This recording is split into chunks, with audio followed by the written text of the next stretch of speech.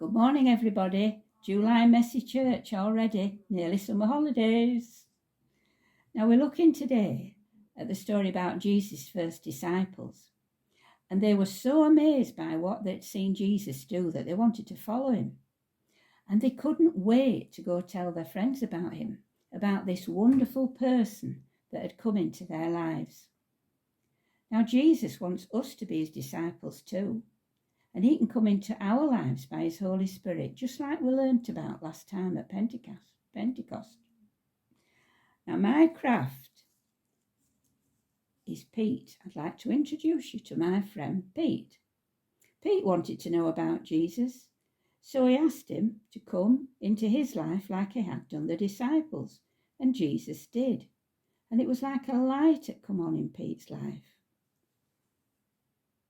So we'll put the star on Pete. There we are. He's got his light. It was the best present ever. So let's see how to make Pete. Piece of A4 paper card. Fold it in two. Then you put that one in there, and that one in there, and that one in there. And then you get this where it finishes there and draw a figure on it. But go right off the ends with your legs and the hands there, and then cut it out all the way around. And then you've got Pete.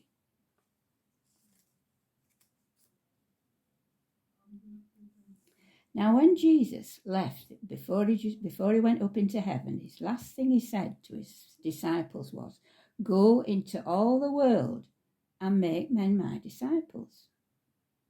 So they did, and that's how the message spread. And that's how we know today. But that's a bit tricky for us, and it was a bit tricky for Pete. So let's see what Pete did. He had the light of Jesus in him, and he wanted to tell somebody about it. So Pete went to speak to his friend Bill, and he told Bill all about Jesus. And Bill listened. He listened carefully, and he could see the change in Pete and how excited he was. So Bill went and he prayed to God, and he asked Jesus to come into his life. And guess what? He did. Oops, I get my star off. Bill gets the star, gets the light of Jesus coming into his life too. He's filled with the light. And so he was really, really excited, and it was the best present he'd ever had. So he then went off and he told his friend Jake. Now Jake said, "Oh, I'm not so sure about this." No, he said, "I can see what he's done for you two, but I'm not so sure about it," he said. He said, "I'll have to think about it." So Jake went away to think about it.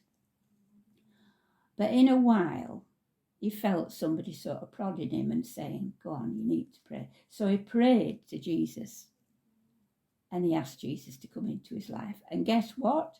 He did. And Jake got Jesus' light in his life. And so it was the best present he'd ever had as well. So he went rushing off, and he went rushing off to tell his friend Joe all about it. Now Joe wasn't so sure. No, he said, "I can see what a difference it's made for you," he says, "but it's not for me."